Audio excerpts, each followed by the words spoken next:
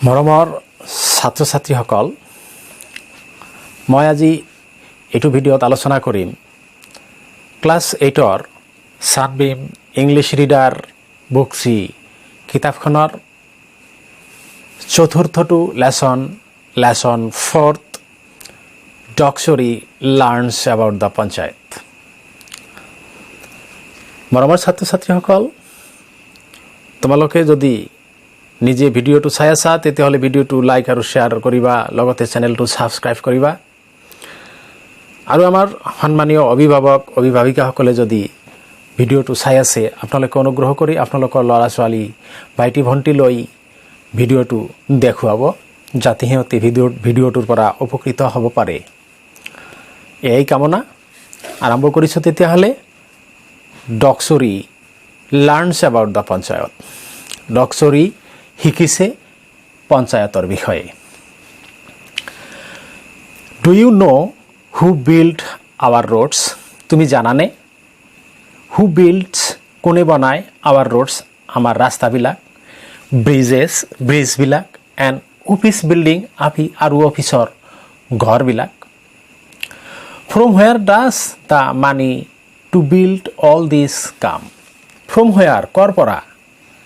Does the মানি, টকা পইচাবোৰ, two build all this কাম, এই বনোৱাৰ পইচাবোৰ কৰ পৰা আহে?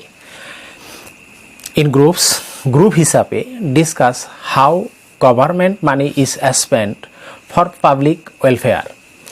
গ্ৰুপ হিচাপে ডিছকাছ মিনছ আলোচনা কৰা, গ্ৰুপ হিচাপে আলোচনা কৰা হাউ গভৰ্ণমেণ্ট মানি, কেনেদৰে চৰকাৰী টকা ইজ স্পেণ্ট খৰচ কৰা হয় ফৰ পাব্লিক ৱেলফেয়াৰ, জনসাধাৰণৰ কল্যাণৰ কাৰণে।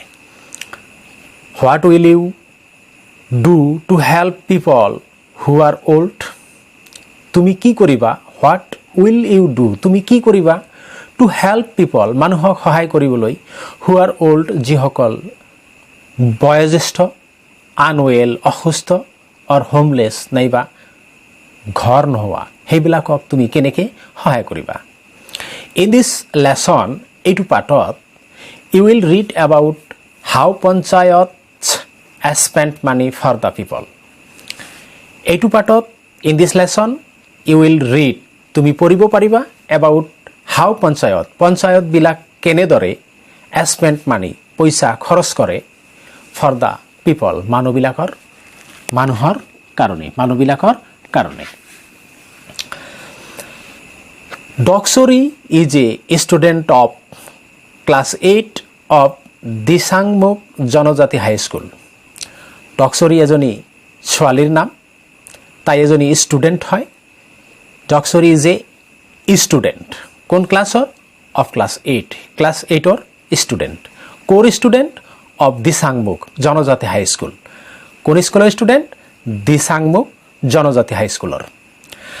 হাৰ বাবু মিন্স ফাদাৰ, দেউতা।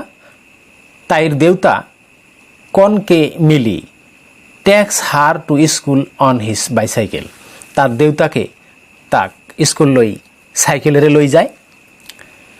শ্বি লাভছ দ্য বাইচাইকেল, তাই লাভছ, ভাল পায়, দ্য বাইচাইকেল, চাইকেলখন। Bicycle ride for she gets to know' new things every day. তাই বাইচাইকেলত উঠি বা বাইচাইকেল চলাই ভাল পায়, কাৰণ নতুন নতুন বস্তু সদায় জনা যায়। ডক্সৰী মিনছ, ডক্সৰী অৰ্থ হ'ল নেকলেছ অফ বিটছ, গুটিৰ মালা। The Mising usually wear in festival time, যিটো মিচিংসকলে সাধাৰণতে উৎসৱৰ সময়ত পৰিধান কৰে। Doksori is not that your panchayat office babu, সেইটো তোমালোকৰ পঞ্চায়ত অফিচ নহয়নে দেউতা? কনকে মিলি তাইৰ দেউতাকে উত্তৰ দিছে, য়েছ মাই চাইল্ড, হয়। It has got a new signboard, ইয়াৰ এটা নতুন চাইনবোৰ্ডো আছে। Doksori but what is a panchayat babu? Doksori প্ৰশ্ন কৰিছে, পঞ্চায়ত কি দেউতা? কনকে মিলি তেওঁৰ দেউতাকে উত্তৰ দিছে, লং এগো ডক্সৰী বহুত দিন আগত ডক্সরি panchayat meant a system of governance by 5 elderly men called পাঁচ গ্রামীণ প্রমুখ। বহুদিন আগত পঞ্চায়তৰ অৰ্থ আছিল শাসনৰ এটা পদ্ধতি য'ত 5জন গাঁৱৰ প্ৰমুখ মানুহ গাঁৱৰ 5জন বিশিষ্ট ব্যক্তি আছিল। Their word was the rule, সিহঁতৰ কথাবিলাকেই আছিল আইন। There was no' quarrel among the villagers, গাঁৱৰ মানুহবিলাকৰ মাজত কোনো কাজিয়া নাছিল। কোৱাৰেল মিন্স কাজিয়া, এমং মানে মাজত। বিকজ দে ৰেচপেক্টেড দেয়াৰ গ্ৰামীণ প্ৰমুখছ, কাৰণ দে ৰেচপেক্টেড সিহঁতে সন্মান কৰিছিল দেয়াৰ সিহঁতৰ গ্ৰামীণ প্ৰমুখছ, গ্ৰামৰ বা গাঁৱৰ মুখ্য ব্যক্তিসকলক সন্মান কৰিছিল, যাৰ কাৰণে গাঁৱত কোনো কাজিয়া হোৱা নাছিল। Doksori you are not old and yet you are in the panchayat. Doksori এতিয়া কৈছে আপুনিতো বুঢ়া হোৱা নাই, তেতিয়াহ'লে আপুনি পঞ্চায়ত কেনেকৈ হ'ল? কনকে মিলি ইউ চি নাও এ ডেজ, বৰ্তমান anyone who is above 21 can contest panchayat elections. আজিকালি নাওএডেজ মিন্স আজিকালি যিকোনো এজন যাৰ বয়স 21তকৈ বেছি তেওঁ পঞ্চায়ত ইলেকশ্যনত প্ৰতিদ্বন্দ্বিতা কৰিব পাৰে। এই panchayat is the body that is responsible for the development of villages. এটা পঞ্চায়ত এনেকুৱা এটা ছিষ্টেম যিটো দায়বদ্ধ for the development of village, গাঁৱৰ উন্নতিৰ কাৰণে। ডেভেলপমেণ্ট মিন্স উন্নতি, গাঁৱৰ উন্নতিৰ কাৰণে দায়বদ্ধ। The panchayat is a very important institution for social change. পঞ্চায়তবোৰ is a very important institution, এটা গুৰুত্বপূৰ্ণ সংস্থা, এটা গুৰুত্বপূৰ্ণ অনুষ্ঠান ফৰ ছ'চিয়েল চেঞ্জ, সামাজিক পৰিৱৰ্তনৰ কাৰণে। দ্য কনষ্টিটিউশ্যন অফ ইণ্ডিয়া, ভাৰতৰ সংবিধানে গ্ৰাণ্টছ পাৱাৰ, ক্ষমতা দিছে টু দ্য পঞ্চায়তবিলাকক টু ৰেজ টেক্স সংগ্ৰহ কৰিবলৈ, প্লান ডেভেলপমেণ্ট স্কিম, উন্নত আঁচনি প্ৰস্তুত কৰিবলৈ, and work for local development, আৰু স্থানীয়ভাৱে কাম কৰিবলৈ ভাৰতৰ সংবিধানে পঞ্চায়তবিলাকক ক্ষমতা প্ৰদান কৰিছে। Doksori what kind of work you do father, কেনেকুৱা ধৰণৰ কাম তোমালোকে কৰা দেউতা? কনকে মিলি উত্তৰ দিছে তাইৰ দেউতাকে, we build and repair rural roads, আমি বনাওঁ আৰু ৰিপেয়াৰ কৰোঁ, মেৰামতি কৰোঁ ৰুৰাল গাঁৱলীয়া ৰাস্তা, ব্ৰিজ, দলং, houses for the poor and so' on. Houses for the poor, দুখীয়াসকলৰ কাৰণে ঘৰ বনাওঁ, এণ্ড ছ' অন, আৰু ইত্যাদি এনেকুৱা বহুত কাম আমি কৰোঁ। ডক্সৰিয়ে কৈছে হোৱাৰ do you get all the money from, তোমালোকে এইবিলাক টকা ক'ৰ পৰা পোৱা? কনকে মিলি তাইৰ দেউতাকে উত্তৰ দিছে এ গুড কুৱেশ্যন, এটা ভাল প্ৰশ্ন। The panchayat raises a little money from taxes on vehicles, river ghats, bazaars and bills etcetera. পঞ্চায়তবিলাকে অলপ পইচা সংগ্ৰহ কৰে টেক্স কালেকশ্যন কৰি। কিহৰ টেক্স? অফ ভেহিকেল, যান বাহন, ক্ষুদ্ৰ যান বাহনবিলাকৰ। ৰিভাৰ ঘাট, নদীৰ ঘাটবিলাক ডাকত দি যে পইচা কালেকশ্যন কৰে, সংগ্ৰহ কৰে। বাজাৰবিলাক ডাকত দিয়ে, সেইবিলাকৰ পৰা কৰ সংগ্ৰহ কৰে। এণ্ড বিলছ, আৰু বিলবিলাকৰ পৰাও পইচা সংগ্ৰহ কৰে, কাৰণ বিলবিলাক ডাকত দি পইচা সংগ্ৰহ কৰে। ডক্সৰিয়ে কৈছে এতিয়া is that money enough to do so' much work, এই পইচাখিনিয়েই বা এইবিলাক পইচাই যথেষ্ট হয়নে বহুত কাম কৰিবলৈ? কনকে মিলি তেওঁৰ দেউতাকে উত্তৰ দিছে we get N annual grant from the panchayat, আমি পঞ্চায়তৰ পৰা এটা বছৰেকীয়া গ্ৰাণ্ট পাওঁ, এটা বছৰেকীয়া নিৰ্ধাৰিত ধন পাওঁ।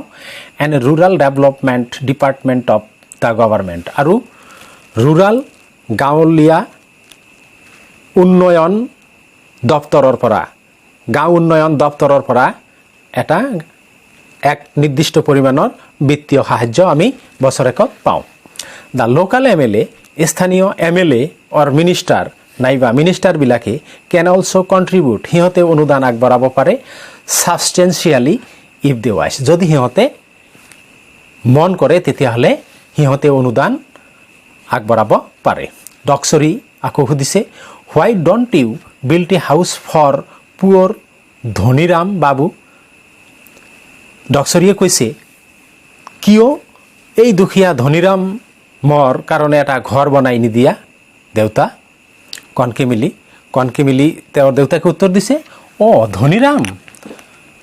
Dhaniram the man with no legs যাৰ কোনো ভৰি নাই we did build a house for him last year আমি তেওঁৰ কাৰণে যোৱা বছৰে এটা ঘৰ বনাব পাৰিলোহেঁতেন but he left it after his mother died কিন্তু তেওঁ এইটো এৰি গৈছে তেওঁৰ মাকৰ মৃত্যুৰ পিছত ডিফাৰেণ্টলি আবেল্ড পিপল লাইক হিম বিশেষভাৱে সক্ষম ব্যক্তিসকল তেওঁৰ দৰে need help with there daily course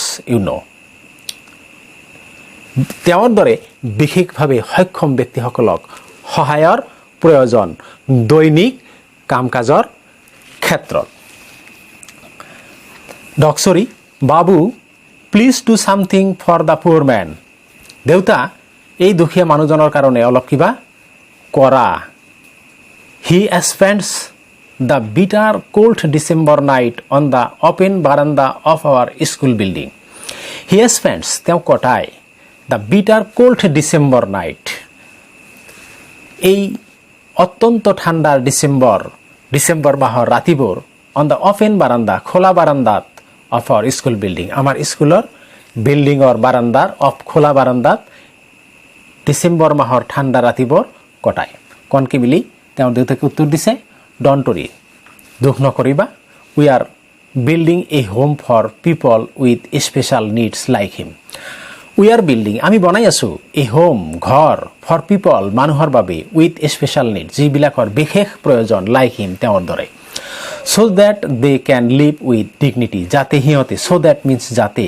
they can live সিহঁতে বাস কৰিব পাৰে with dignity মৰ্যাদাৰে young people like you তোমালোকৰ দৰে যুৱকসকলেও should do volunteer work there তোমালোকৰ দৰে যুৱকসকলেও তাতে willingly ইচ্ছাকৃতভাৱে কাম কৰিব পাৰে when you can তোমালোকে যেতিয়া কৰিবলৈ সময় পোৱা You will see তুমি তেতিয়া দেখিবা how they learn to do their own chores তেতিয়া দেখিবা সিহঁতে নিজে নিজে কেনেকৈ নিজৰ দৈনন্দিন সৰু সৰু কামবোৰ কৰিব পাৰে chores means সৰু সৰু কাম and also paint আৰু ছবি আঁকিব পাৰে read কিতাপ পঢ়িব পাৰে play games খেলিব পাৰে and enjoy other hobbies আৰু আন হবি বিলাক কৰিব এনজয় উপভোগ কৰিব পাৰে হবি মিন্স যেটো পছন্দনীয় কাম আজৰি সময়ত কৰা পছন্দনীয় come you will see how such people can lead normal happy lives তুমি দেখিব পাৰিবা হেইবিলাক মানুহ কেনেদৰে স্বাভাৱিক সুখী জীৱন অতিবাহিত কৰিব পাৰে and learn to be independent আৰু কেনেদৰে নিজে নিৰ্ভৰশীল হ'ব লৈ শিকিব পাৰে ডক্সৰী থেংক ইউ বাবু ধন্যবাদ দেউতা I will help you in the পঞ্চায়তছ ৱৰ্ক মই তোমাক পঞ্চায়তৰ কামত সহায় কৰিম প্ৰিয় ছাত্ৰ ছাত্ৰীসকল আমাৰ পাঠটো এইখিনিতেই সমাপ্ত হ'ল অসমীয়া ভাঙনি আমি শেষ কৰিলোঁ প্ৰিয় ছাত্ৰ ছাত্ৰীসকল তোমালোকৰ যদি ভিডিঅ'টো ভাল লাগিছে নিশ্চয় তোমালোকে ভিডিঅ'টো লাইক আৰু শ্বেয়াৰ কৰিবা আৰু লগতে চেনেলটো সাবস্ক্ৰাইব কৰি সোঁফালৰ বেল আইকনটো প্ৰেছ কৰি দিবা যাতে এনেকুৱা ধৰণৰ ভিডিঅ'বিলাক তোমাৰ ওচৰলৈ সকলোৰে আগত গৈ পায় ধন্যবাদ জয় আই অসম